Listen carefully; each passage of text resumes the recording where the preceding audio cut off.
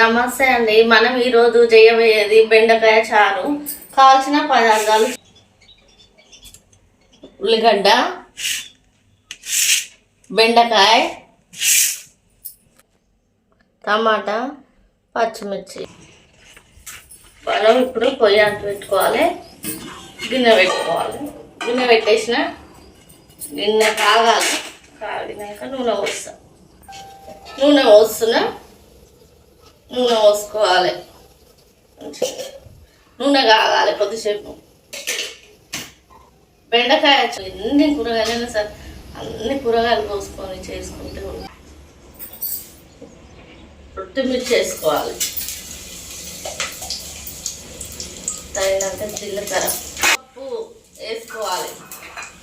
మంచిగా వేగినాక మంచిగా ఉల్లిగడ్డ వేసుకోవాలి. ఇప్పుడు పచ్చిమిర్చి వేస్తున్నా చూడు. ఉల్లిగడ్డ ఈ రెండు మంచిగా వేగాలి నూనెలో.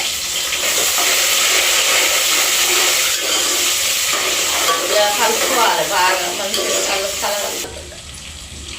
ఆలుగడ్డ వేసుకొని మంచిగా కలుపుకోవాలి. కొంచెం వేగాలి. ఇవి వేగినాక కొంచెం ఒక 2 నిమిషాలు మంచిగా మగ్గాలి. ఇప్పుడు మూత తీసుకోవాలి. మంచిగా వేగినాయి. బెండకాయలు వేసుకోవాలి. మంచిగా బెండకాయలు వేయాలి. వేగినాయి బెండకాయలు వేసుకున్నా.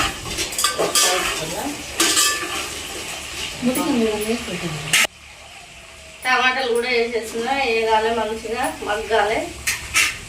ఇట్లా కలుపుకోవాలి. మంచిగా వేగాలి. ఒక 5 నిమిషాలు వేగాలి.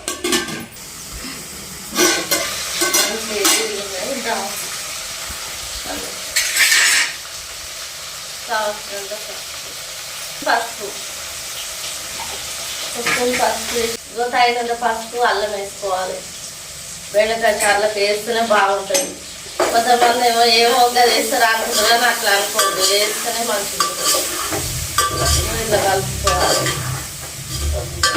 ఇట్లా బాగా కలుపుకోవాలి. బాగా కలుపుకుంటే కలగలుస్తుంది. కొంచెం ఒక 2 నిమిషాలు వేగాలి మంచిగా. ఎల్లిపాయ కట్ట ఒకటి వేసుకోవాలి. ఒక 4 రిమ్మలేమో పొట్టు తీసేసుకోవాలి. కోసులే వేసిన మీరు కూడా వేసుకోండి. చాలా బాగుంటుంది. మీరు కూడా వేసుకోండి. బెండకాయ కూర ఇష్టం లేని వాళ్ళైనా కానీ బెండకాయ చారు చేసుకొని అయినా మంచిగా తినొచ్చు. చాలా బాగుంటుంది. మీరు కూడా వేసుకోండి, బాగుంటుంది. చెప్పండి నాకు కూడా. కావాల్సినంత పులుపు తినేవాళ్ళు కొంచెం పులుపు వేసుకోవచ్చు. ఎక్కువ తక్కువ కావాలనుకునే వాళ్ళు తక్కువనే వేసుకోవచ్చు. మనం టమాటా కూడా వేస్తున్నాం కాబట్టి కొంచెం తక్కువనే వేసుకుంటున్నాం. ఇష్టం ఉన్న వాళ్ళు ఎక్కువ వేసుకొని చేసుకోవచ్చు. ఒక ఎల్లిపాయ గడ్డ చాలా బాగుంటుంది. దానిలో రసం అంతా చాలా బాగుంటుంది. దీనిలో రసం అంతా వండుకోవాలి. మంచిగా ఉంటుంది. చింతపండు అంతా ఇట్లా తీసుకొని కచ్చపెచ్చ ఒక ఎల్లిపాయ గడ్డ దంచుకోవాలి మంచిగా.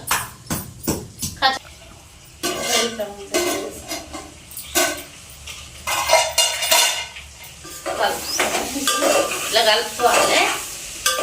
వేసుకొని ఇప్పుడు తగినంత కారం వేసుకోవాలి. తగినంత కారం వేసుకోవాలి. ఇగో మీరు 2 స్పూన్లు కారం వేసుకుంటున్నాం. మాకు కారం కొద్దిగా ఎక్కువనే వాడతాం కాబట్టి మేము ఎక్కువనే. తక్కువ తినే వాళ్ళు 1 స్పూన్ వేసుకుంటే సరిపోతుంది. అది ఇలా కలుపుకొని ఇప్పుడు మనం పిసికి పెట్టుకున్న చింతపులుసు పోసుకోవాలి. ఇప్పుడు మనం పిసికి పెట్టుకున్నాం కదా చింతపండు రసం ఇలా పోసుకోవాలి. ఇక మనం ఒక 5 నిమిషాలు మంచిగా ఉడకాలి. 5 నిమిషాలు ఉడకాలి. మంచిగా తప్పిస్తున్నాం. ఒకసారి తీసుకొని కలుపుకుందాం ఫ్రెండ్స్.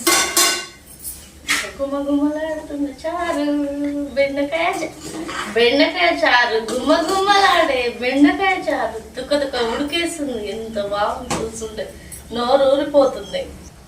1 స్పూను ఉప్పు వేసుకోవాలి.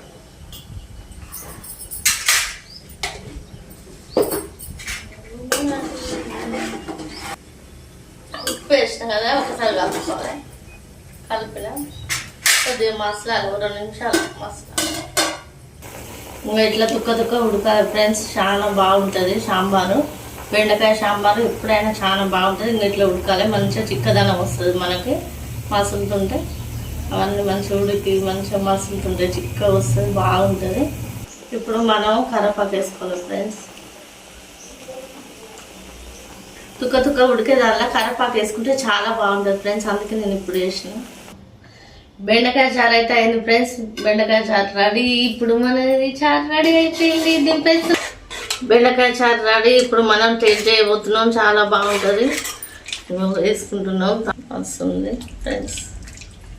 చాలా బాగుంది ఫ్రెండ్స్. ఇక చూడండి ఫ్రెండ్స్, బెండకాయ చారు అయితే రెడీ అయిపోయింది. ఇప్పుడు మనం టేస్ట్ చేయబోతున్నాం.